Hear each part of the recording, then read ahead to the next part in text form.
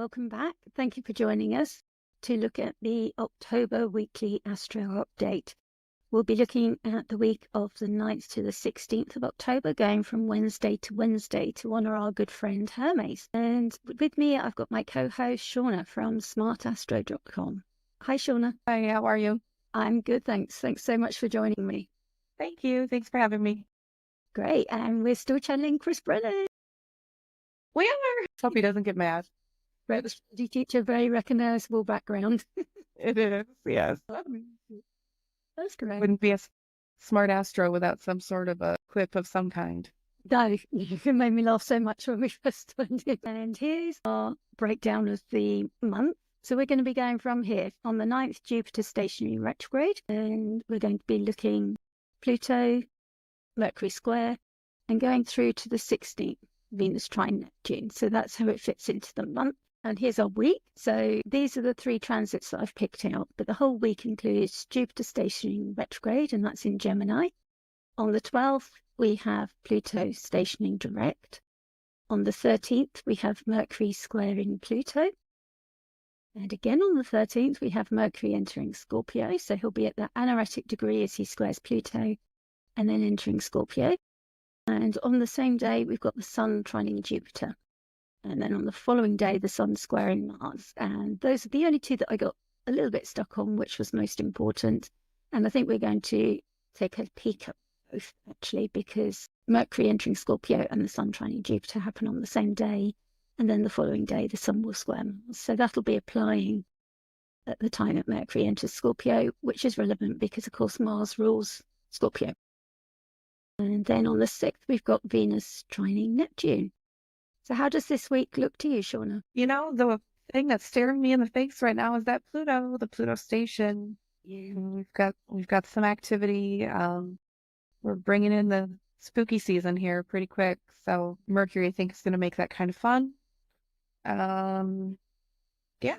It's a big week with that Pluto stationing direct. It's the very last time, isn't it, we're going to experience that Capricorn station. Yeah. For our lifetimes. Pluto takes, I think it's 248 years. I might be off a year or 2, but it's not far out. So we don't experience it in the same sign. It never returns for us. We would never get a Pluto return in our lifetimes. So once it leaves Capricorn, it will be leaving for good and moving into Aquarius for keeps for the next 20 years. So this stationing direct is part of its permanent move. This is the bags packed. You know, if it's been moving house, it's been going backwards and forwards, doing the last bits of work, packing up its stuff, moving everything out, and now it's doing the last checkout around the house, isn't it, to leave the area for good. So this is the chart. So, like you said, Pluto's been doing this dance back and forth across the line between Capricorn and Aquarius. And as you were just talking, it's making me think of the last time I moved house. You pack everything up, you make sure you're cleaning out all the cabinets and sweeping all the corners. And, you know, with this station, it's time to do the final walkthrough. You're turning over the keys. You're moving into Aquarius now. And like you said, I mean, everyone's been talking about this last dance of Pluto and Capricorn. So there's been a lot said already, but you know, it's really just getting that final sweep. For those of us that have Pluto and Libra in our natal chart, you know, we're finally ditching the square. Hopefully we're going to feel a little bit of respite as we get the Aquarian Pluto moving and back into a trine position, you know, for those of us with those heavy placements in Libra. Yours truly included. I'm a Pluto and Virgo generation. So you've had that trine. Yeah. Different experience going from the square to the trine for sure, I think. Yeah, people very much talk about the Pluto and Leo generation as those like elder politicians of that generation that are like were they called the boomers? Yeah, born in the 50s and 60s, 40s and 50s. Now the boomer generation covers like 3 decades, doesn't it? I can never quite work them all out, but I know sort of certainly politically a lot of that class all came from the Pluto and Leo generation. And with Kamala, it'll be It's like a new generation, new fresh air coming in, a different Pluto placement to the Bidens and the Trumps and the Bushes and the Reagans. Yeah. All of them have been the same Pluto placement and the same type of energy, whatever their political leanings. Yeah, that's interesting. I mean, and now that Pluto's going to move into Aquarius, that's going to give them an opposition, right? So those of them that are still hanging on, they're going to feel a lot of that. It's time to hang up their hats and move on and let the next generation come in and take over. Yeah, because a Pluto opposition that can't be fun. The square hasn't been wonderful, but looking forward to the trine. But I don't know that any of us look forward to sort of any big Pluto connection. No. Right. There's some intensity that comes with them that makes everyday life more difficult. But you come out of it better. You come out of it empowered in one way or another, I believe. Yeah, I think most of us, once we get to the other side of whatever Pluto is going to Pluto, find the gratitude in it and figure out how to keep moving forward and make things better. So looking forward to that for sure. Yeah. It shows us what's there, the unpleasantness there, the difficulties that are there. It doesn't show us it's not creating things. It's just it's like the corruption that we discussed earlier last week that's being exposed. It's things that are there. And I forgot to mention Mohammed Al Fayed, the previous owner of Harrods, who was hoping to become the father-in-law of Princess Diana when he was encouraging his son Dodi to propose to her. And he's now being exposed as there's multiple women with NDAs from their time working at Harrods that had been alleged to have been assaulted by him. So there's been a lot of stories about, and apparently Diana or her team had been warned about him before she went on holiday with him.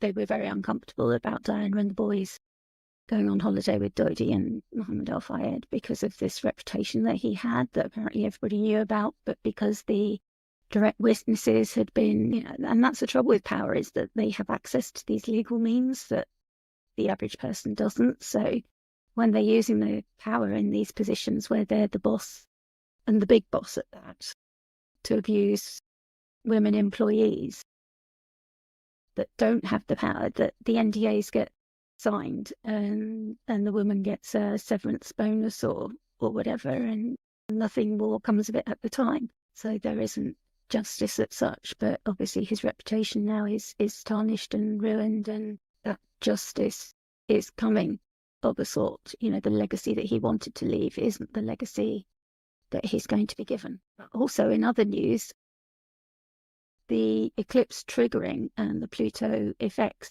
in terms of royalty as well was that Princess Kate returned to work in the eclipse portal. Very close to the eclipse was that Princess Kate. So it's at the same time that the corruption's being exposed. At the same time, those big beginnings and big endings was so obviously that's significant. Stopping work was around the time of an eclipse, and then her returning to work is as well. Yeah, it definitely feels like eclipses will add that conclusion, close that door, turn the page for you. Yeah. And I think that timing coming of an eclipse around the time that Pluto's preparing, because we had the trine with the sun just before, and I remember discussing that must mean that Pluto's going to turn. And lo and behold, it does a few weeks after. But we had the trine, then the eclipse, and then the turning. So you know that those events are in the pipeline, I suppose. So they happen around that time, but not necessarily on the exact date. So I've got some dates. We've got the 2nd of September was when Pluto returned for its last visit to Capricorn. Just this tying up in a bow with everything, all its business that it needs to finish up. And we've certainly got that sense with all these revelations coming out that everything's being, everybody who needs to be brought to justice, these people in power, that this exposing is being done. And the legal cases are being put into motion, or whatever has to be done is being put into motion. And the same with institutions. We're seeing that in the UK with certain institutions being brought to book and certain revelations about things that went on behind the scenes, or how things work, the machinations behind the scenes as well. Then it enters Aquarius for its long stay on the 19th of November. So we won't be discussing that this time, but next month we'll be looking at it. Its first ingress to Aquarius was on the 23rd of March. So we got an introduction to our Aquarian themes after March 2023. So we've had some time to get acquainted with that energy. And Pluto brings that power and energy and the intensity, can bring riches. It's connected with plumbing, the depths of water, and also all the things that murky water can hold, like the unpleasantness, the sewers and the fatbergs, if you like the sewage and everything, the things that we don't want to wade through, the things that we might avoid in normal life, and then sometimes we've just got to face it. It's there. We kind of know it in the back of our minds, but we just don't want to face it. And it can be a discharge of pent-up energy, like the volcano exploding, or our teacher sometimes says a pimple popping, that it can be quite painful and uncomfortable, and then you get relief once it needs to go. And sometimes once that's done, it's like, yeah, okay, it's challenging, but it's easier to deal with the aftermath, really, than the fear beforehand. But it can be like a death and rebirth in that way, that primordial force, ego death. And it can be quite cathartic and regenerative. You can kind of clear the decks and purifying. It can bring through unconscious things. As we were saying earlier, it can be things that you're aware of, but also things that were in your unconscious that you didn't necessarily want to face. Like, I think of sometimes like when you turn a stone on the beach and there's all the little insects that are underneath. Yeah. What's the word for them? The crustaceans that are living underneath, and they don't want to be in the sunlight or exposed. They found shelter under there, and then they all scuttle off and disappear somewhere else. It's like that feeling, but for a moment you've seen everything that was there, and it's like that kind of insight into your subconscious and unconsciousness. You've just got that flash of insight sometimes when it impacts an area of your chart. So with these stations, that can be like a significant moment, and especially if it is hitting somewhere in your chart. And it can be the emotional catharsis, and it can come out of nowhere, but it can heal us. I really liked when you said two good keywords, I think, avoidance and exposure. And it's kind of like, well, the exposure's coming, so even if you do avoid, yeah, it's still going to be there. You can ignore it. The problem just gets bigger. Yeah. And then that fear and that anxiety builds instead, so. Right. Like you say, it's still there. Hey, then we've got Mercury 0 Scorpio. So I think we were saying that Mercury will be at 29, making a trine before it moves. So it'll square Pluto in Capricorn before it moves. Yeah, when it's just before the ingress, it'll be squaring Pluto. So there will be that insight, especially because Mercury is about our thoughts, our feelings, the way we process intellectually. So that'll be why we went that little bit deeper into that, look into the subconscious there, because that square was coming up, and that's the closing square. Mercury's moving closer to Pluto. So the story between Mercury and Pluto is finishing up now. And again, I had the dates and they're not coming up on the screen for me, so I will have to put them in the notes. But with the closing square, this is bringing about a time of release.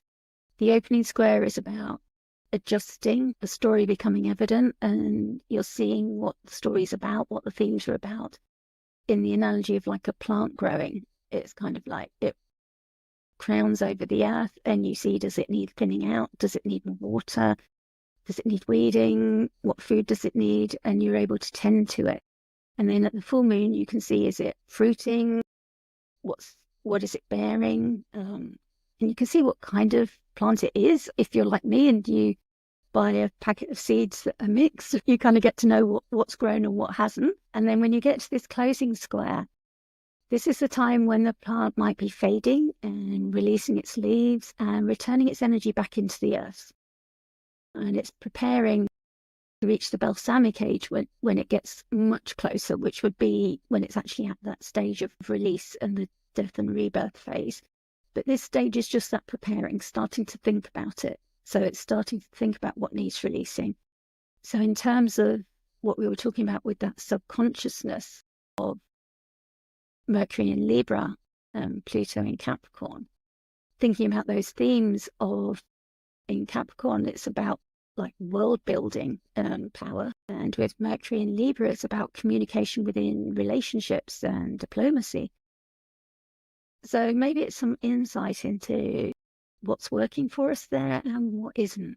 You know, what is causing you tension there and what you might be wanting to release. Would you agree with that, Shauna? Does that? Yeah, you've also got Mercury now meeting up with an exiled Venus, so with her being far away from home, she's going to have to work a little harder. So communication might get a little more difficult, maybe a little more edgy. The last contact Mercury made with Pluto was through that square, but also Mercury had been in that square with Mars as well, after a freshly eclipsed sun. I think there's a lot of information that's going to come through on this one. And maybe Venus is just going to choose to, bide her time and hold her peace for a little bit and make decisions, while Pluto wraps up. That's nice. Yeah, it's nice that it's squaring the moon there in Aquarius. When it ingresses, it's like those new Aquarian themes that we're talking about when Pluto returns.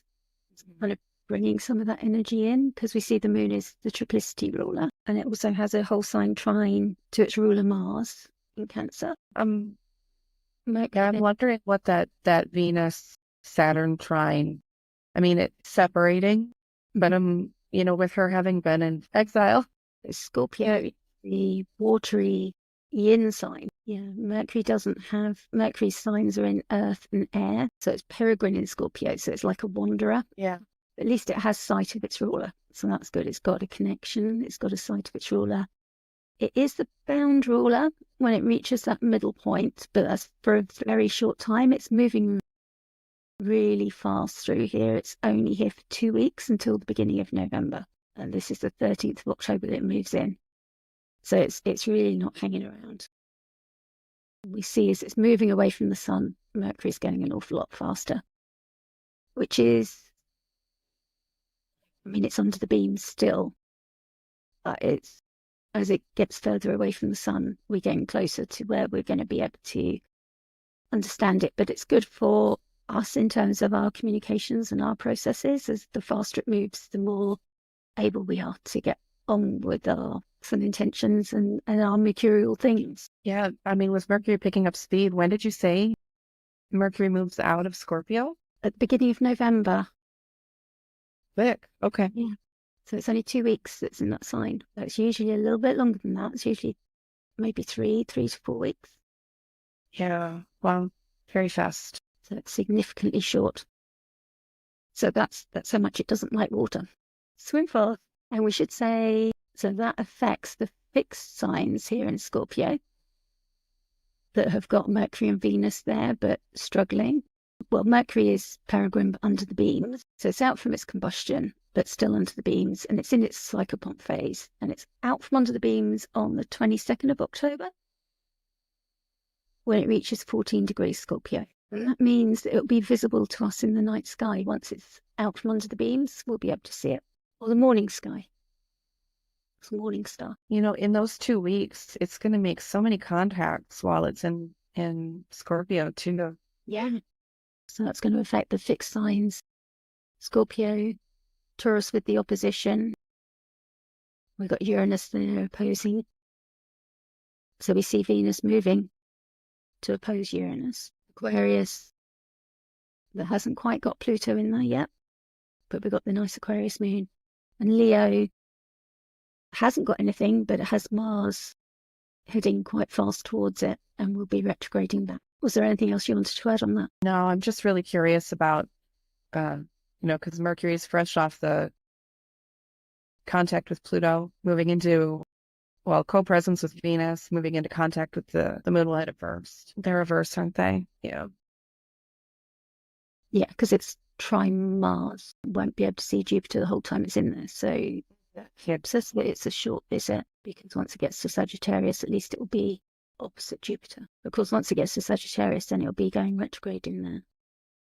Right. We have the fire signs retrograding this year. So yeah, Jupiter gets left a bit unsupervised as well for a time while Mercury's there in Scorpio. It's interesting that trine that it's making to Saturn and Neptune as well, bringing those into action. They've been sat quietly, haven't they, so far this month?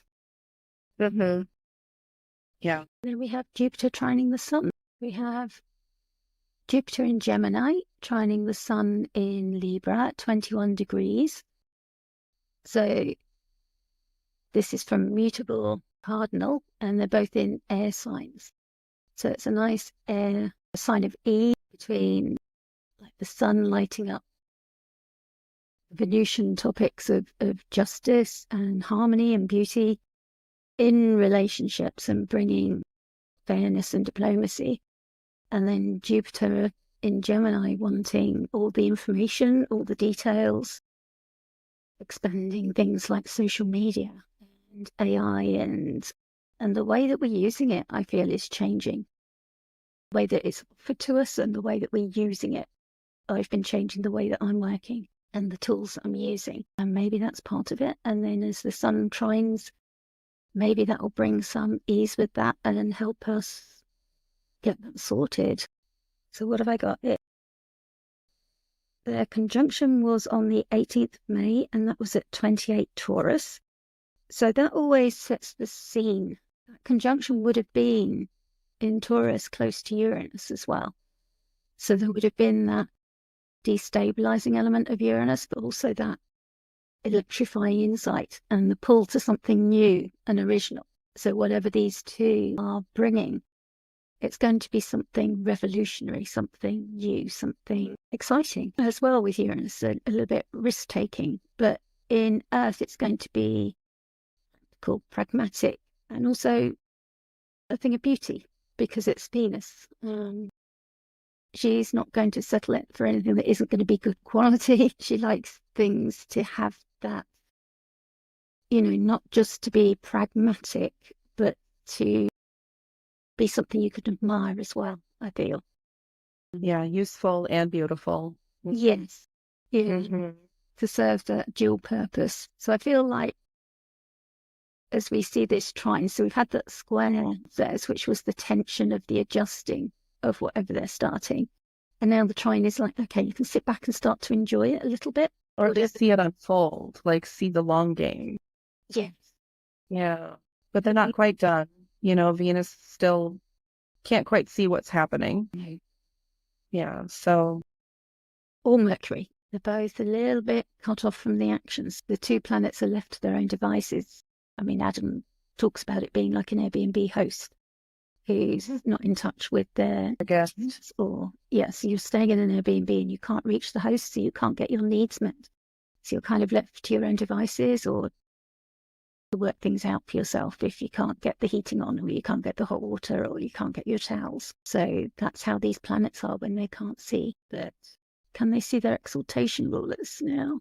I don't think in Libra they can see Saturn, can they? No, they can't see Saturn. So the Sun can't see Saturn as the exaltation ruler of Libra. And Gemini doesn't have a exaltation. There's no help from the exaltation rulers. Mercury is the triplicity ruler and they can't see Mercury. And Mercury is the triplicity ruler, the Sun. And so they really are left to their own devices. Even still, it's unfolding the way it's supposed to. Yes. Yeah. Like it's well, there was a hiccup maybe, but we got it figured out. Jupiter trining the Sun generally isn't bad. No, it's nice. I mean, it's like the Sun is illuminating what's going on, shining a light on it, bringing it into our awareness if we weren't fully aware of it before. This will probably help us to see what's going on with that. And also because the Jupiter is retrograde, it gives us a chance to review things and go back over things, but probably in a less intense way than we would do if it was a square. So we've got a bit more time, take your time with it. Gemini isn't always a sign that likes to take time with things, but I think with this trine, can just make sure you get it right before it returns. It's a good time to just dot the I's and cross the T's if you are being asked to look at something again. Something comes up, because this is a good time to make sure your ducks are in a row. with whatever comes up around this time. I would feel just get those things in order. I like that there's this sextile to Chiron as well from Jupiter. They're in an exact sextile. So it kind of brings in some healing energy as well, where this quickness and maybe this overwhelm with all the information that's coming in with Jupiter and Gemini, there's like a chance, like a healing balm. If you get a bit of a headache after too long on the computer or something, it's like that cold flannel on your head or a nice hot bath, just a bit of coming in with it, which is kind of nice. And just a bit of a reminder that we're humans dealing with all this as well, because Jupiter and Gemini can be a lot, and the sun shining its bright light on it can be a lot. And I think Chiron's here to remind us of that and just say, we are only human. We don't have to be online and available on our phones 24 hours a day. We can switch it off or put it on silent and just take that time out for ourselves, I think. And then we said we would touch on this Mars square Sun, because that was, of course, Mars is the ruler of Mercury that's ruling Jupiter and is in Mars's sign, and Venus is in Mars's sign, and Venus is ruling the Sun. So as the Sun is trining Jupiter, we see Mars is also stepping up as the ruler of both Mercury and Venus. And of course, Mars is squaring the Sun the following day. So would you like to take us through this, Shauna? This is this one looks like a big game of ping pong or, pinball. Pinball, that's what I'm thinking of.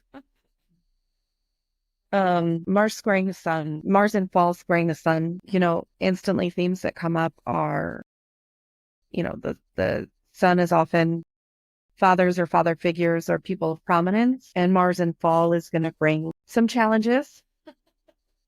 Definitely, and you pointed out that right now you've got Mars ruling both Mercury and Venus. Venus is ruling the Sun. Jupiter's ruling the Moon, which is ruling Mars. It's just everybody's in everybody's business. That's how it feels. It doesn't really feel like there's someone in charge at the moment. This is the moment where the Jupiter-Sun trine is happening. So it's certainly not going to be all bad, but I feel like Mars is stepping in to go, but this isn't the plan we had. And Jupiter's like, yeah, but we can roll with it. So it's still going to work, So, it's like if Mercury and Venus are mom and dad are away, and we've got two teenagers that are watching, a younger sibling, and it feels like, maybe someone fell off their bike and hurt their arm, and, it wasn't part of the plan, but now we got to get, little Johnny to the hospital or something. I'm really off on a tangent right now, Sonia. That's okay. You go there. I love your tangents. There literally is so much ping pong happening. It's like boom, boom, boom, boom, boom. It's the insight that you bring to it and the story. Yeah, I've lost my notes. We were just going to touch on it anyway. Your notes disappeared again? Yeah. For Sun Mars, the only thing I had was, what kinds of consequences are going to come out. The Jupiter-Sun trine is, I keep thinking about and it falls in line with all the political and music industry stuff too. People, those larger than life figures being brought out of the shadow, those, being dragged forward into, technically they'll be dragged forward into court, which is the Jupiter signification too, but really everything is just being dredged up. And I feel like when that Sun square Pluto hits, there's going to be a lot more that's just laid out for us, and a lot more that's very, very visible. That makes sense. Yeah, I like that. I've got some dates have popped up. My notes have re-emerged with the dates. It's the eclipse video. It really is, isn't it? Notes just disappearing and reappearing. But they met, Mars and the Sun, in a conjunction at 25 Scorpio, and that was on the 18th of November 2023. So this is the opening square with the Sun opposite Chiron, Mars squaring Chiron.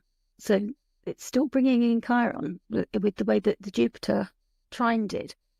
And the Sun's still trining Jupiter, so that's still flowing forth. And it is an impulse for dynamic action and assertion. We've got a lot of yang energy between Mars and the Sun are both wanting to take action.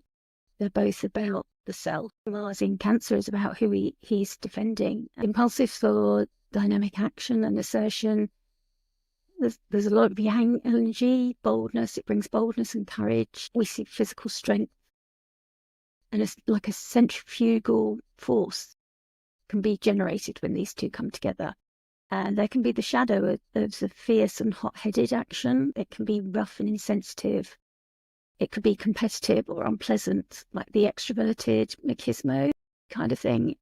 Makes me think of like Adam, our teacher, did a video about the toxic masculinity that he saw, that he finds in the gym, in the sauna rooms or the changing rooms, that he struggles with a little bit, that he doesn't have in his circle of friends, but he finds when he goes in there and he hears things.